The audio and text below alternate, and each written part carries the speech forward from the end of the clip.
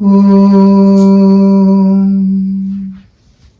Sthapakaya cha dharmasya sarvadharmasvarupine avatara varishtaya Ramakrishnaya te namaha.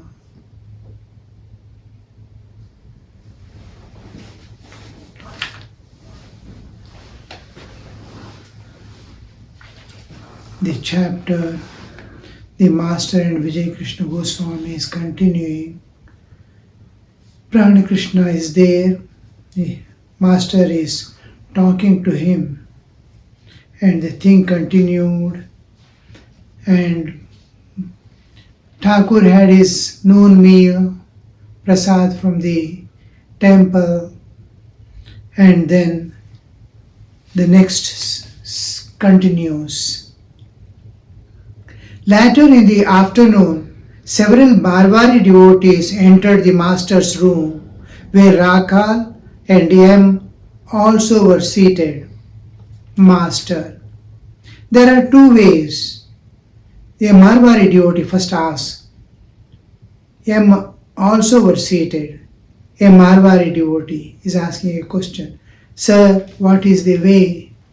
Most of the sadhakas get this doubt, not only doubt, an inquiry into the reality. Once a person comes to know there is God, and the only way to transcend the nature and go beyond, to be free from all bondages and sufferings forever, he thinks, I have to tread the path to the divine. In that struggle to transcend and go beyond, search for the path becomes essential and inevitable. Here and there, people search. Can I do this? Can I do that? They go through various people. Now there is Google. Otherwise, in earlier days, before these things, computers and all things came, there were people to people. They'll be peeping and requesting. Are you doing some spiritual practices? What are you doing? What is the way? What is the way?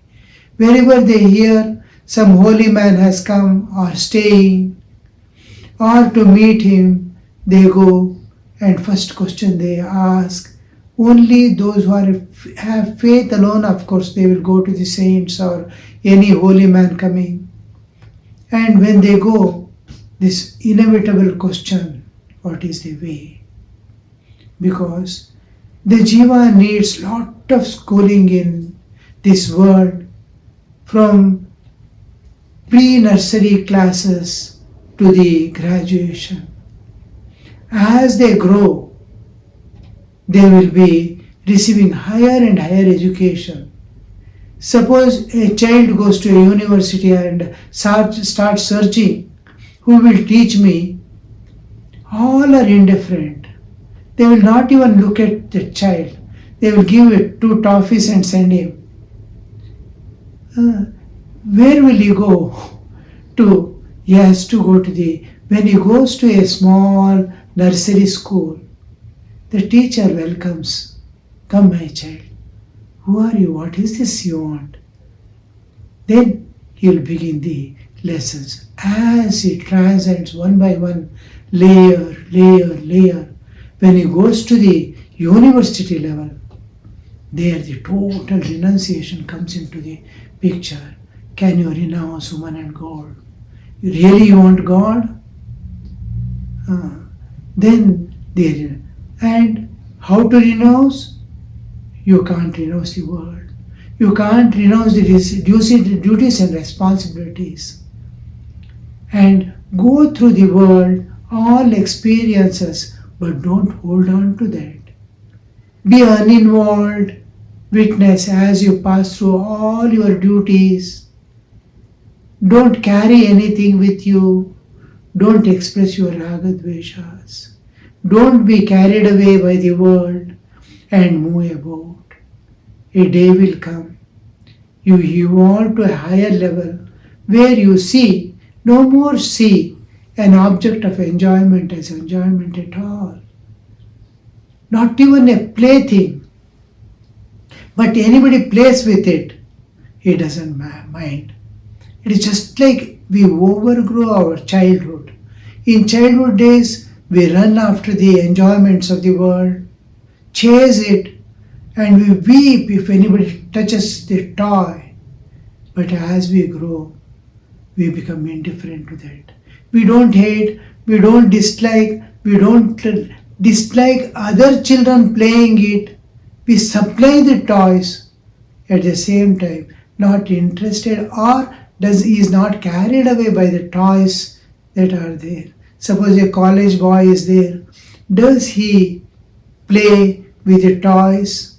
Never. So the overgrowing, God has arranged for all sadhakas according to their level of, they have to finish their course there. It takes many lives for people to evolve to the level of where the enjoyments of the world, all types of enjoyment, look insipid. Not only that, it doesn't draw the attention at all. Like a elder man doesn't feel attracted towards the toys. Like that, it will be total, not intentional indifference, nor calculated indifference, but attention is not drawn by them. Like that becomes the whole world, all enjoyments, all possessions. He has duties to take care of all that, but is absolutely uninvolved. This is the highest university. Now he is asking, the Marwaris devotees are asking, they are sincere and coming very often to Master. To come to Sri Ramakrishna is very highly, it is like entering into a university. All cannot go to that level of struggle.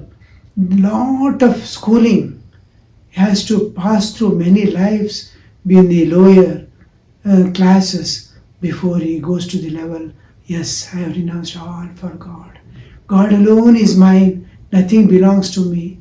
At the same time, without renouncing the world, he loves the world and embraces the world entirely. He doesn't hold on to a small family. He expands his consciousness to the global level in which family is also there. He is not renouncing the family, but expanding his family to the cosmic level or the global level. The Marwar is asking, Sir, what is the way? Master, there are two ways. One is the path of discrimination, the other is that of love. Very clear. We have various channels leading to the transcendental. Two important is our brain, that is the intellect provided by nature, which can penetrate into the nature and transcend, take us beyond, but it is a vehicle given by the nature. There is one more vehicle, our own, that is love. Love is my own vehicle with which I can transcend the nature and go.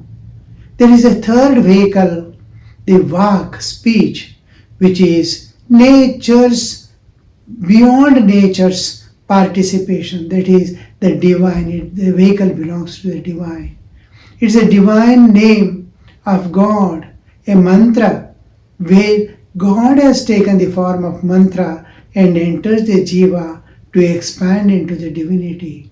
One is our own love, one is of the nature, the intellect, the other is the divine, which is the mantra, which comes from the transcendental to take the jiva in its arm. Only thing we must know how to mount on that vehicle. The mounting, like a mounting on a horse, we mount on the mantra, giving up all our holdings behind and transcend to the transcendental realm.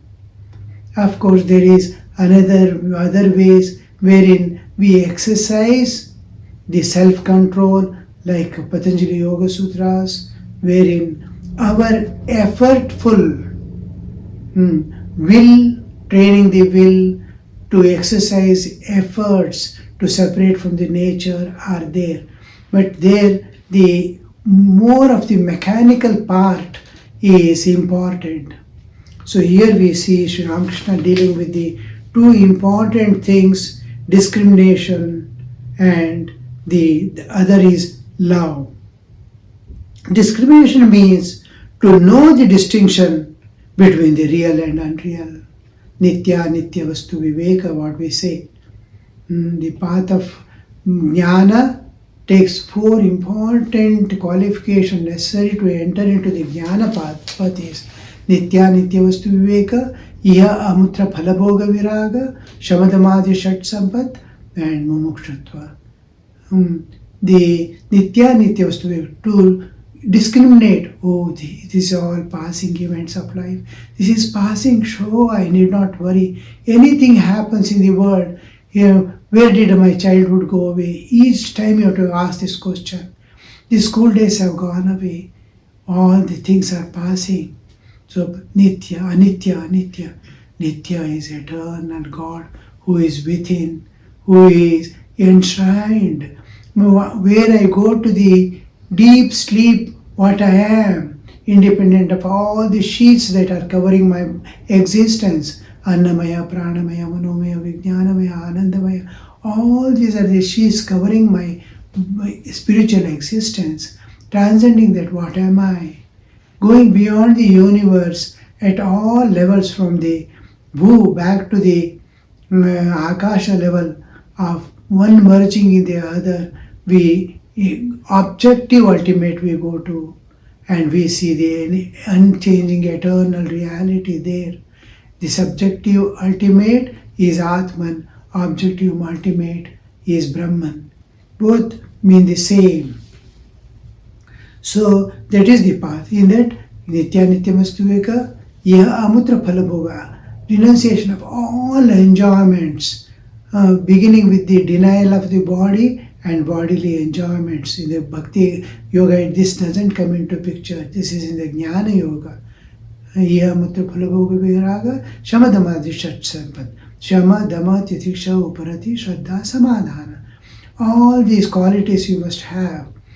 And then these are the things, we acquire certain things, that is control of senses, control of mind, shamadama, titiksha, to forbearance, intense forbearance.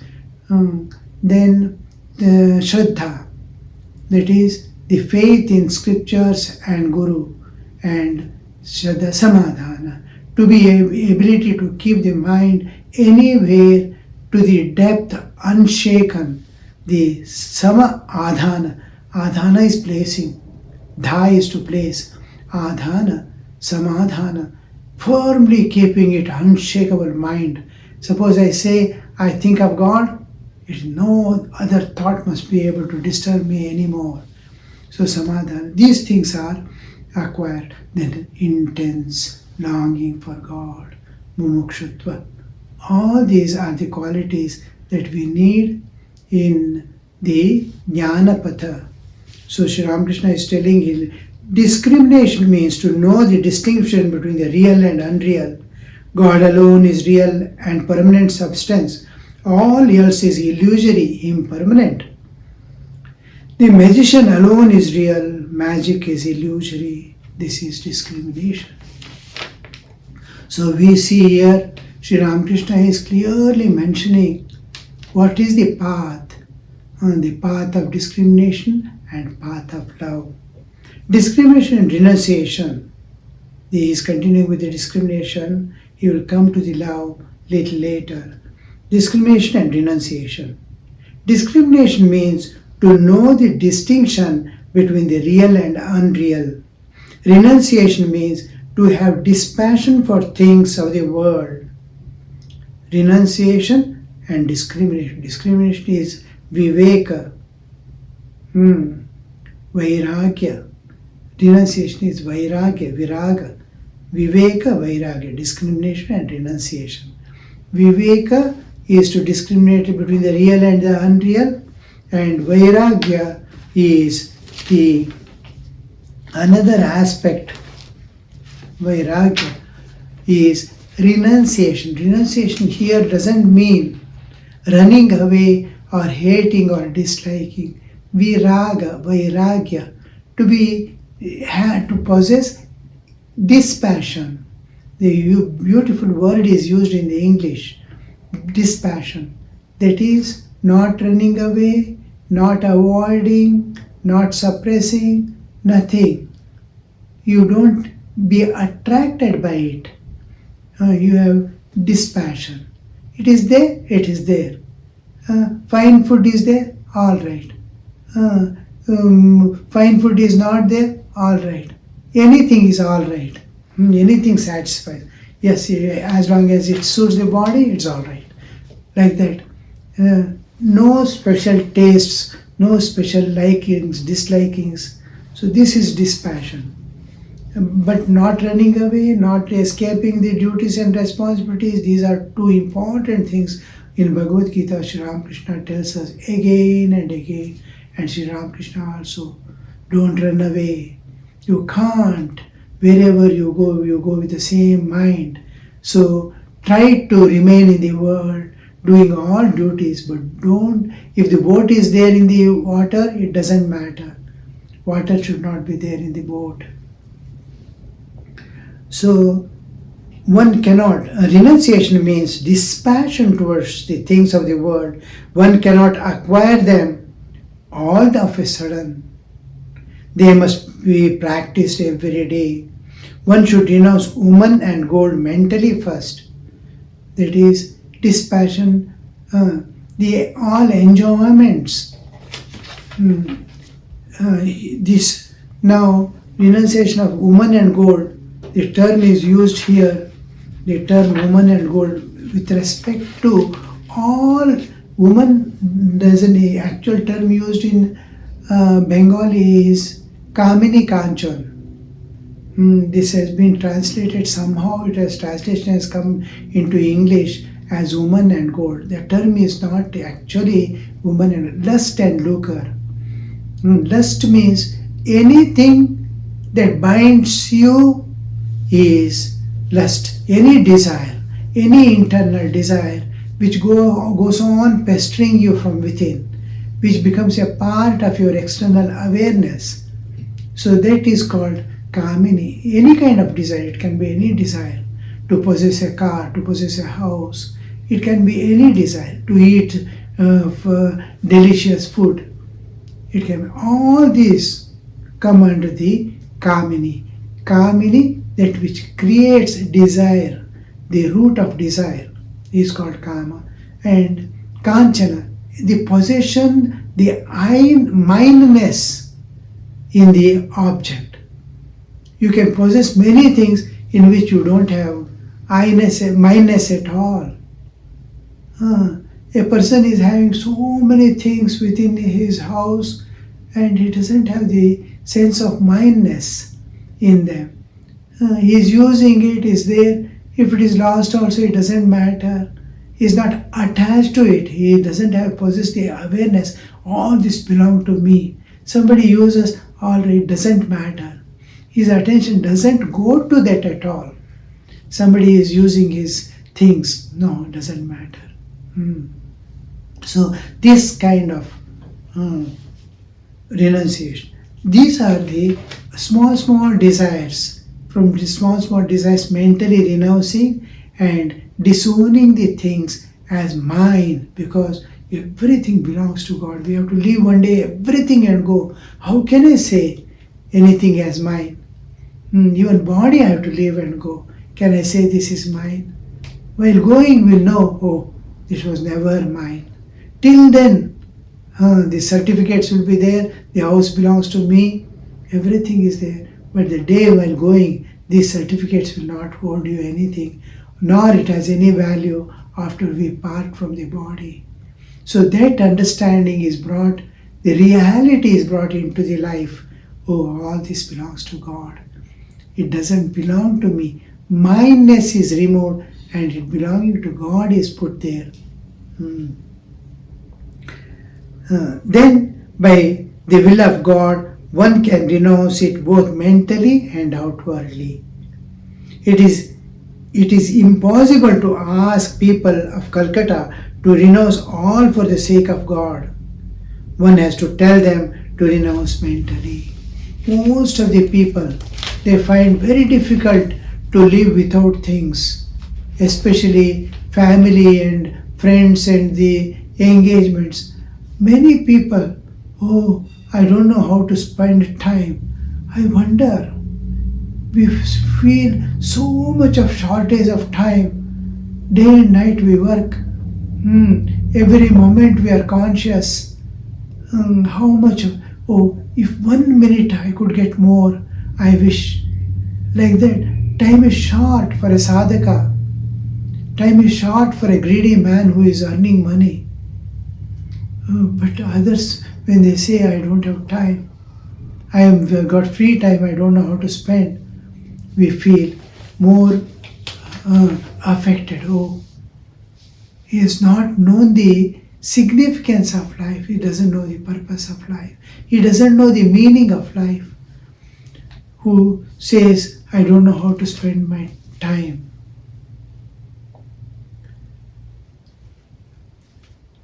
Through the discipline of constant practice, one is able to give up the attachment for the lust and lucre.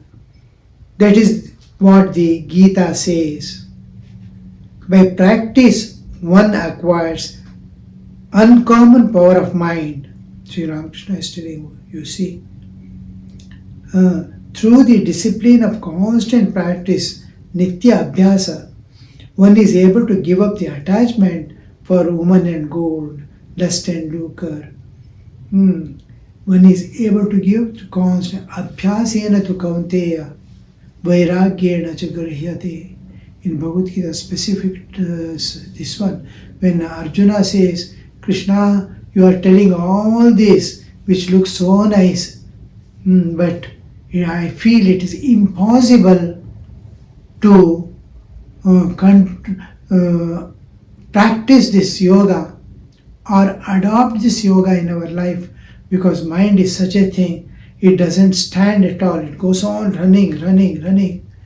And such a mind, you ask us to, with that such a mind as my only instrument, you are asking us to practice this yoga. Krishna says, yes, my child. What you say is true.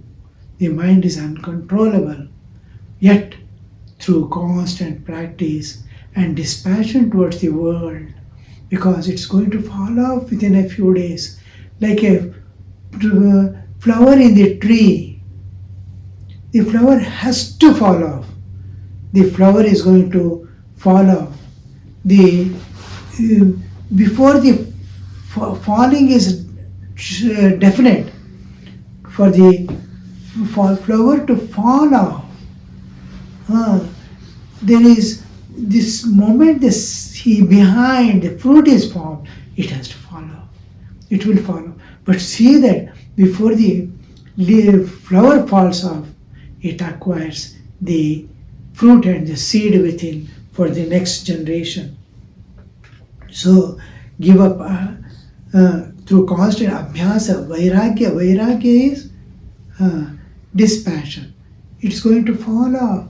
Let me acquire what I have to acquire through this body and mind, and then let this body fall off.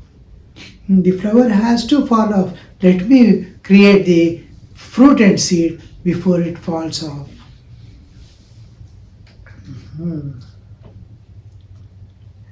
At times, I used to remain in a mood of godhood and would enjoy no peace of mind unless I were being worshipped.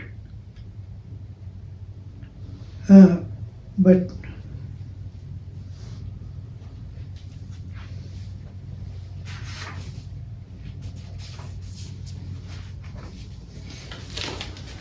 through the discipline of constant practice, one is able to give up attachment to woman and gold. That is what the Gita says. By practice, one acquires uncommon power of mind. That is, to remain undisturbed by anything. Three things constantly disturbs us is external situations of life, bodily conditions, and people around. These three things should not affect you any time. That kind of power of mind. Then one does not find. And how do you know? You will never get angry. And you accept the world as it is. You have no comments, you have no criticisms, you have no complaints against this world. Then you are accepted as things. Nothing is disturbing you. You are doing only your duties. Suppose your duty is to teach others, you will teach. But situations and people around and the bodily condition doesn't affect you. When one does not find it difficult to subdue the sense organs and to bring anger, lust and the like under control, then that is when the mind gets tremendous power. Then one does not find it difficult to subdue the sense organs. He no more finds. It is there in their position. First we feel we are going to conquer the mind, this, that and all. Then we don't actually, they all become friends, because the purpose of human life and the plan of nature is evolution. We are giving up the animalhood, transcending the humanhood and reaching the divinehood. Such a man behaves like tortoise, which once has subdued tucked its limbs, never puts them out. You cannot make the tortoise puts its limbs out again, though you chop it into pieces with an axe. In Bhagavad Gita, Kurmangani va sarvashaha.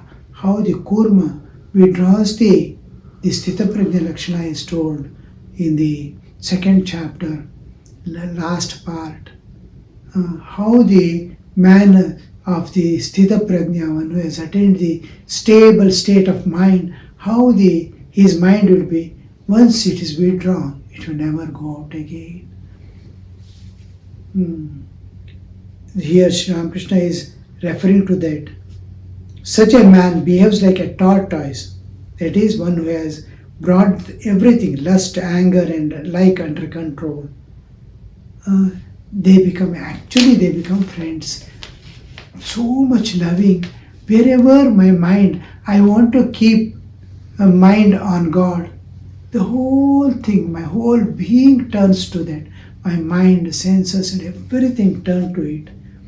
It will be, you cannot make the tortoise put out the limbs out again, though you chop it into pieces with an axe.